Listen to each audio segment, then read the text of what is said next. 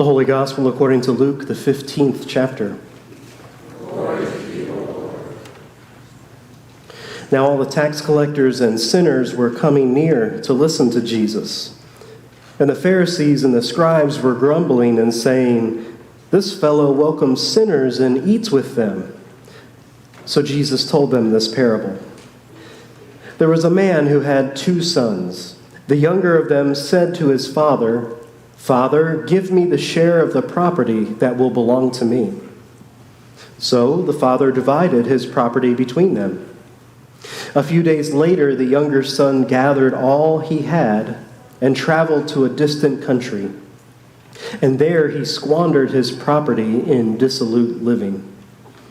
When he had spent everything, a severe famine took place throughout that country, and he began to be in need.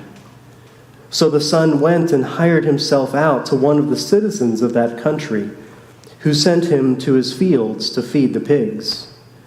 He would gladly have filled himself with the pods that the pigs were eating, and no one gave him anything.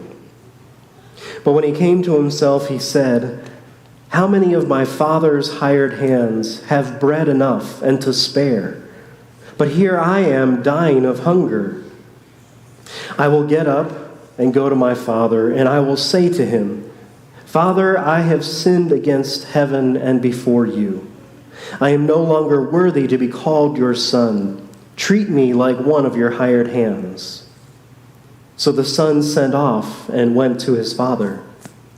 But while he was still far off, his father saw him and was filled with compassion. He ran and put his arms around him and kissed him.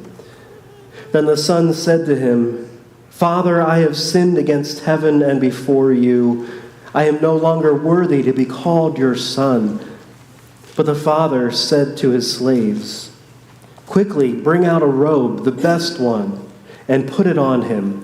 Put a ring on his finger and sandals on his feet. And get the fatted calf and kill it, and let us eat and celebrate. For this son of mine was dead and is alive again. He was lost and is found.' And they began to celebrate. Now his elder son was in the field, and when he came and approached the house, he heard music and dancing. He called one of the slaves and asked what was going on. He replied, 'Your brother has come, and your father has killed the fatted calf, because he has got him back safe and sound.' Then the older son became angry and refused to go in.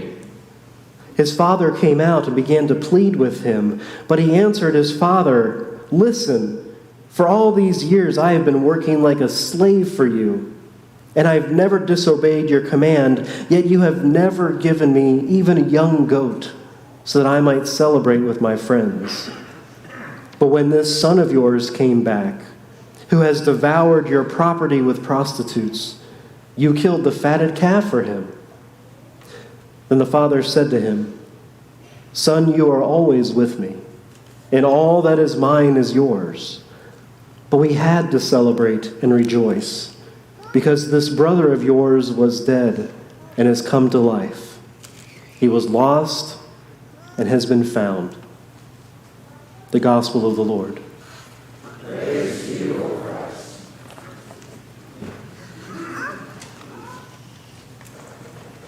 I still remember when I was a few years out of college and I was working at my first church before I went to seminary. There was a member of the church there who we'll call Jack. Jack was later in years, but he had been a long-time leader with Cub Scouts and Boy Scouts. Getting to know him, you could tell he had a passion for helping people, especially young people, grow into who they were created to be and be formed to go out in the world with confidence. Jack and I didn't cross paths a whole lot. It was a pretty large church, and I worked mostly with the kids there. But I remember this one interaction I had with him. I think I was probably 25 years old or so, 24. I can't remember how the conversation came about, but I just remember him asking me, "What are you going to do with your life? What's your 5-year plan? What's your 10 and your 20-year plan? Where do you see yourself? And what do you see yourself doing? And who will you be? So I thought about that for a moment. I looked him in the eye and I said, I'm really tired of all this crazy DC traffic and busyness. I think in 10 years or so, I'm going to be a pastor in a small rural town with no traffic lights. I'm going to be married. I'm going to have a daughter and a son, probably a dog and 1 cat. I'm probably going to be doing working on the side. I was really insightful. All right, I lied. I didn't say any of that. I think my first response to him was actually laughter. And I think my second response then was silence, as I was waiting for him to say, I'm kidding, no one knows that stuff. But he never said that. He just kept looking at me, waiting for my answer. So finally I kind of collected myself, and I think my reply was, dude, really? Like 2 years ago, I had no idea I'd ever be working for a church, yet here I am. And I had really no intentions of ever working with kids, and yet here I am. And I never saw myself living in the DC area after college, but you get the picture. And then I think I remember telling him that I've always heard it asked, you know how to make God laugh? Tell God your plans. Right? After all that, he was still waiting for an answer, and I finally just said, no, I've never considered a 20-year or 10-year or even a 5-year plan, because I'd rather leave it open to the Holy Spirit to lead me where I'm called to go and not be tied down to any blueprint. Jack didn't like that answer. He went on to tell me the importance of doing this kind of personal long-range planning, and I imagine I did my best just to listen and nod along. Not that I'd ever ignore suggestions from anybody. But as you can tell, this conversation has really stuck with me for a long time. Maybe that was his goal.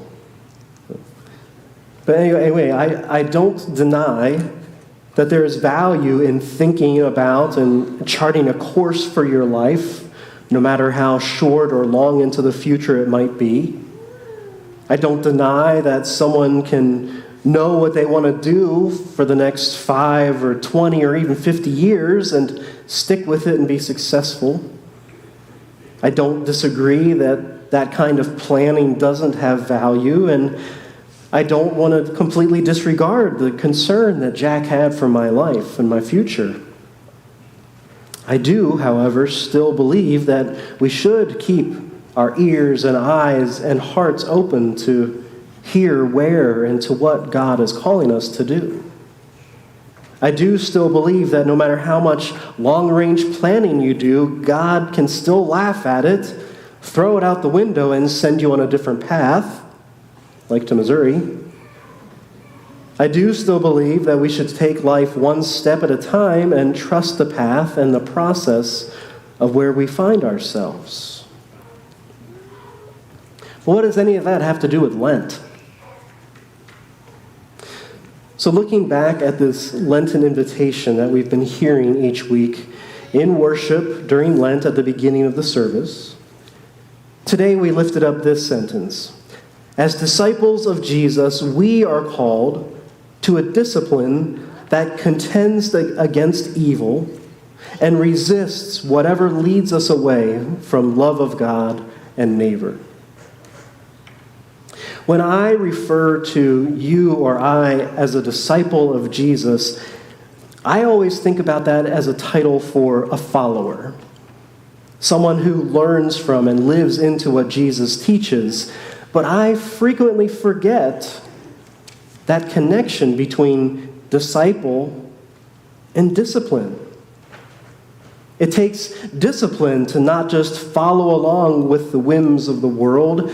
It takes discipline to not get drawn into the lure of the next shiny thing. It takes discipline to not get drawn away from God. Maybe it takes making a personal long-range plan and sticking with it, or maybe it takes listening carefully and following where God leads, trusting the process to where God is guiding us. Either way, we know that the world is tempting us with all its might, trying to draw us away from God, away from a relationship with our neighbor, and continually toward evil and sin. In our gospel story today, we hear about a young man who is drawn away from his family, away from his discipline of living for God, and away from the trust that God is guiding us to what's next. This younger of the two sons in the story was bored with his life of comfort and security. He had grand dreams of what could lay before him if only he had that inheritance to which he would one day be entitled.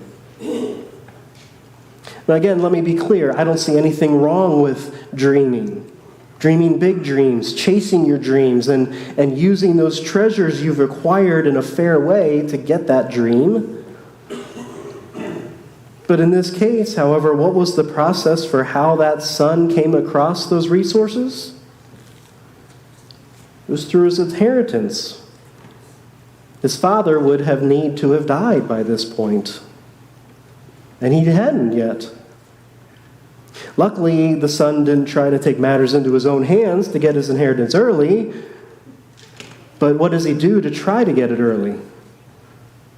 He asks for it. Actually, no, he doesn't even ask. In the parable, Jesus says that he says to his father, "Father, give me the share of the property that will belong to me." Especially in that culture, that was a slap in the face to the father. The people that were hearing this parable were probably laughing at that kind of a request, but then yet in another turn of events, the father grants it. He divides up his property and gives his son what he asks for. Then, as the parable says, the son travels to a distant country and squanders his property in dissolute living. We commonly call this story the parable of the prodigal son. The word prodigal means spending money or resources freely and recklessly, being wastefully extravagant. We're not told exactly on what or how the son squanders his property, other than hearing that it's on dissolute living and what his older brother claims that he was doing at the end of the parable. But it must not have been good. And as we heard, it didn't last him very long. His resources ran out. His well ran dry. And then at that time, a severe famine fell on the land, and he began to be in need. He gets a job feeding pigs, and he finds himself wishing he could just have even a little bit of what the pigs were eating. He has hit rock bottom. This was not in his long-range plan. Have any of us ever found ourselves in that kind of position? Having hit a low point in our lives and thought that that was our ultimate destiny. Felt as though the plan for us was completed, it was finished, believing that there was just nowhere else to turn. But yet in this parable, Jesus is showing that there is always another chapter being written. The prodigal son throws in the towel. He decides to return to the father. He takes a leap of faith that things could possibly turn out well for him, feeling utterly unforgivable, yet hoping for at least a glimmer of grace from his father. He even has his whole speech prepared for when he gets home, thinking he'll need to grovel and convince his father to allow him to come back. But what ultimately happened? The parable says, while he was still far off, His father saw his son and was filled with compassion. He ran and put his arms around him and kissed him. Two things struck me in that one sentence. First, the father saw him before he arrived. Could the father have been waiting and watching for his arrival, for his return? Second, the father runs to his son once he sees him. In that culture, grown men don't run, unlike us. Not because they can't, maybe they can't, but ultimately it's because it's beneath them to run, particularly toward another person, even if it's your own son. But Jesus is saying that this father was ready to receive his son and welcome him home. And not just welcome him, give him all the good stuff, the best robe, a ring on his finger, new sandals on his feet, a party with the prized fatted calf, time off of work for everyone in the fields so that everyone could come celebrate. A royal welcome for a long-lost son. I wonder if this story would better be called the parable of the prodigal father. How extravagant of a welcome. How recklessly this father was giving to a son who had already taken all that he wanted and more. Yet we saw there was nothing this father wouldn't do for his once lost and now newly found son. What a gift of a story this is for us this Lent. It's a reminder that no matter how far off course we might stray, no matter how distant we feel from our loved ones or from God, there's always a welcome home. God is always waiting and watching for us, ready to throw the biggest party in celebration of our return. Yet we know it takes discipline.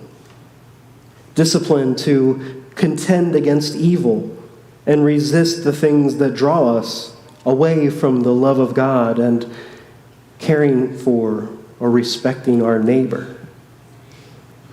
But God is always guiding us to do just that. And God is ready to welcome us home.